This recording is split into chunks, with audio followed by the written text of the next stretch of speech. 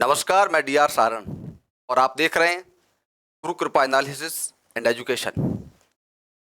मित्रों, social media एक वो प्लेटफॉर्म है जहां पर रोजाना कोई न कोई नया मुद्दा मिल जाता है जिसको लेकर बहस चलती है।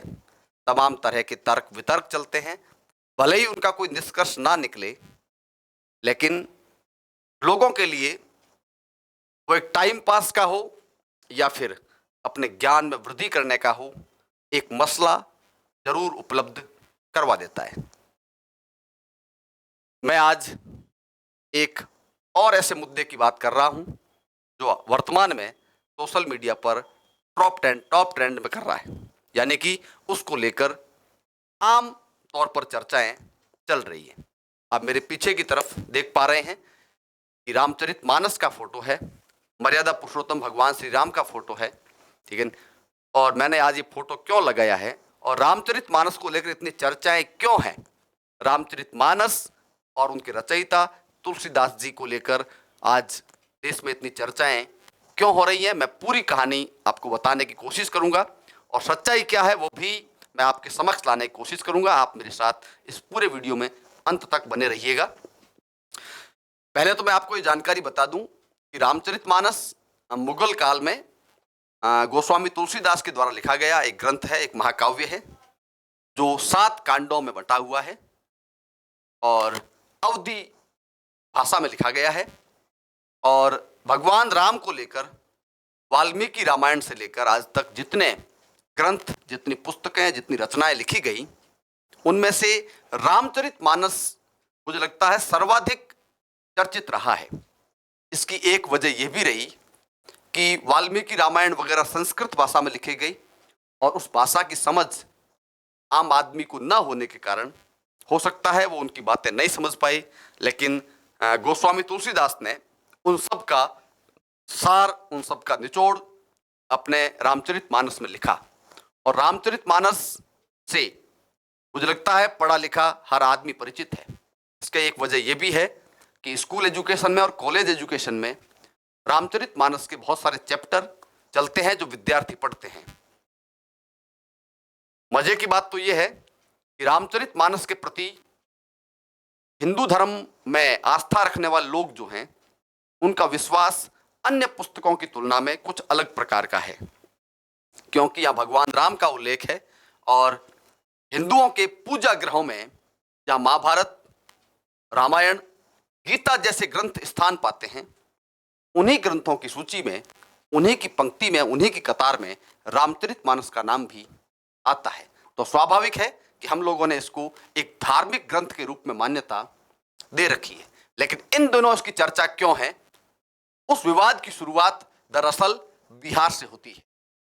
बिहार के शिक्षा मंत्री हैं प्रोफेसर चंद्रशेखर, जिन्होंने गत दिनों एक विश्वविद्यालय के दीक्षांत समारोह में एक बयान दिया जिसमें उन्होंने ये कहा कि मनुस्मृति और रामचरितमानस जैसे अनेक ऐसे ग्रंथ हैं, अनेक ऐसी पुस्तकें हैं जो कहीं न कहीं देश में जातीय नफरत को पैदाने का काम कर रही है। वहां से ये विवाद शुरू हुआ, मध्य प्रदेश में आया, मध्य प्रदेश के कई नेताओं ने उनकी प्रतिक्रिया दी। उसके बाद ये ग्रंथ की जो चर्चा थी वो बिहार से उत्तर प्रदेश में प्रवेश करती है। उत्तर प्रदेश के एक नेता हैं स्वामी प्रसाद मौर्य, उन्होंने भी इसको लेकर कुछ ऊटपटांग बयान दिए और उसके बाद इसकी चर्चा पूरे देश में होने लगी। तो बिहार से शुरू हुआ वो विवाद उत्तर प्रदेश से होते हुए वर्तमान में पूरे भारत में फैल चुका है। इसी बीच इस प्रकार के बयान देने वालों की या रामचरितमानस और तुलसीदास के विरुद्ध बयान देने वालों की जीभ काटने पर 10 करोड़ या अलग अलग प्रकार की कई घोषणाएं भी हुई कि जो उनकी जीभ काटेगा उनको हम लोग इतने करोड़ का इनाम देंगे। इस प्रकार की तमाम चीजें देखने और सुनने को मिली। बहरहाल जितने भी लोग हैं सोशल मीडिया पर दो वर्गों में बंटे हैं। कुछ तो तुलसीदास जी और रामचरितमानस के समर्थन में है और कुछ उनके विरोध में है। असल में विरोध तुलसीदास जी का नहीं है, विरोध रामचरितमानस का नहीं है, विरोध किसी धर्म का नहीं है, विरोध कुछ पदों का है। मैं उन पदों की बात कर रहा हूं जो रामचरितमानस के उत्तरकांड में लिखे गए हैं। हालांकि उत्तरकांड के बारे में कुछ विद्वानों का यह भी मानना है कि रामचरितमानस को तुलसीदास जी ने जब लिखा तो उसमें उत्तरकांड था ही नहीं। उत्तरकांड को बाद में जोड़ा गया, जिनके आधार पर विवाद पहले भी कभी चले हैं और आज भी चल रहे हैं। उत्तरकांड को बाद में जोड़ा गया या फिर तुलसीदास जी ने ही स्वयं लिखा था, इसको लेकर तो हम लोग कोई निर्णय नहीं कर सकते। लेकिन मैं उस मुद्दे पर आ रहा हूं जिस बात को लेकर ये विवाद शुरू हुआ है। असल में दो चार ऐसे पद हैं, दो चार ऐसी चौपाइयां हैं जिनको लेकर वर्तमान में चर्चा चल रही है। मैं उसके बारे में भी थोड़ी सी जानकारी आपको दे दूं। एक तो चौपाई है कि ढोल गंवार शूद्र पशु नारी, ढोल गंवार शूद्र पशु नारी सकल ताड़ना के अधिकारी। यहां जो ताड़ना शब्द है उसको लेकर कंट्रोवर्सी हो रही है। ताड़ना का एक अर्थ यातना भी होता है, उसका एक अर्थ मारना भी होता है, लेकिन ताड़ने का एक अर्थ समझना भी होता है। और गीता प्रेस गोरखपुर के द्वारा प्रकाशित जो रामचरितमानस है, उनके पुराने संस्करणों और वर्तमान संस्करणों की अगर तुलना करें तो उसका जो भाव है, उसकी जो व्याख्या की गई है, उसमें भी कुछ परिवर्तन किया गया है। पहले इसका अर्थ कुछ और था और वर्तमान में नए संस्करणों में यहां ताड़ना शब्द का अर्थ शिक्षा कहा गया है। तो कुछ लोगों ने यह कहा कि ढोल को शिक्षा कैसे दी जा सकती है, पशुओं को शिक्षा कैसे दी जा सकती है। मैं इतना कह सकता हूं कि इसका वास्तविक अर्थ तो तुलसीदास जी ही जानते थे जिन्होंने ये बात लिखी। बाकी आप और हम लोग तो इस पर सिर्फ अपने अपने विचारों के अनुसार उसका कोई न कोई अर्थ ग्रहण कर सकते हैं, लेकिन कोई न कोई ऐसी बात जरूर है जो कहीं न कहीं विवाद को उत्पन्न कर रही है। ऐसा ही एक पद और है, पूजहि विप्र सुकल सकल गुणहीना, पूजहि विप्र सकल गुणहीना, पूजहि न शूद्र ज्ञान प्रवीणा, पूजहि न शूद्र गुण ज्ञान प्रवीणा। इसमें विप्र शब्द है। विप्र का सामान्य अर्थ तो ब्राह्मण जाति से होता है और इस हिसाब से इसका अर्थ अगर देखें तो यह होता है कि ब्राह्मण चाहे गुणहीन हो चाहे ज्ञानहीन हो, वो हमेशा पूजनीय होता है। जबकि शूद्र वर्ग का कोई भी व्यक्ति, चाहे वो कितना भी ज्ञानवान हो, कितना भी गुणवान हो या कितना भी ज्ञान में प्रवीण और दक्ष हो, लेकिन वो कदापि पूजनीय नहीं हो सकता। इस पद के आधार पर कुछ लोगों का यह कहना है कि इन्होंने जातीय उच्चता और निम्नता की जो बात है उसको प्रमाणित किया है और तुलसीदास जी भी कहीं ना कहीं उस जातीय श्रेष्ठता के भाव से ग्रस्त थे।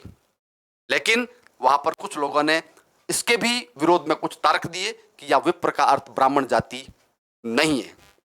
खैर, इसके अर्थ की हम लोग बात करें अगर, तो मैं भी ये नहीं कह सकता कि इसका वास्तविक अर्थ क्या है, क्योंकि दोनों प्रकार के अर्थ मिले हैं और कुछ प्रकार के संशोधन भी गीता प्रेस की ओर से हुए हैं। तो ये संशोधन कहीं ना कहीं इस बात की पुष्टि तो करते हैं कि कोई ना कोई ऐसी बात तो जरूर है जिसको लेकर ये दिक्कत पैदा हुई है। इसी बीच हम लोग ये भी जानते हैं कि जिस देश की राजनीति में धर्म उसके केंद्र में हो, वहां पर इस प्रकार की बातों को लेकर विवाद होना लाजमी है। और इसीलिए तमाम नेताओं के, तमाम धर्माचार्यों के और वहां से लेकर शिक्षाविदों के और यहां तक कि आम आदमी के भी बयान आए। बागेश्वर धाम वाले बाबा जी का भी इसमें बयान आया और उन्होंने ये कहा कि रामचरितमानस को राष्ट्रीय ग्रंथ घोषित करना चाहिए। रामचरितमानस राष्ट्रीय ग्रंथ घोषित होगा या नहीं होगा, इस विवाद का निष्कर्ष क्या निकलेगा, इसका निचोड़ क्या निकलेगा, ये तो फिलहाल काल के गर्भ में है। लेकिन सोशल मीडिया पर जब किसी मुद्दे को लेकर बहस शुरू होती है तो उसका पूरा पोस्टमार्टम हो जाता है। तमाम तरह के डाउट्स, तमाम तरह की शंकाएं, उसको लेकर कुछ क्लेरिफिकेशन तो जरूर हो जाता है और बहुत सारी बातें निकल के आई हैं, पक्ष में भी आई है, विपक्ष में भी आई है। हमारा दायित्व यह बनता है कि तुलसीदास जी से हमारा कोई विरोध नहीं, रामचरितमानस से हमारा कोई विरोध नहीं और भगवान राम से तो विरोध होने का सवाल ही नहीं उठता। लेकिन जो बात है, जो पद हैं जिनको लेकर ये बात शुरू हुई है, लेकिन उनकी सच्चाई हम सबको जाननी चाहिए। उनका वास्तविक अर्थ क्या है, आप लोग इस मामले में क्या सोचते हैं, इस मामले में आप लोग क्या समझते हैं और आप इसके बारे में अपनी जो प्रतिक्रिया है वो भी आप लोग कमेंट्स के माध्यम से जरूर दें। फिलहाल आप और हम सब इंतजार करेंगे इस बात का कि हम लोग इस बहस को कहां तक ले जा पाते हैं और इसको लेकर क्या सारांश निकलता है, इसका मूल मुद्दा क्या है, सच्चाई क्या है, कौन गलत है और कौन सही है। आप लोग भी बने रहिए। शुक्रिया। जय हिंद। नमस्कार।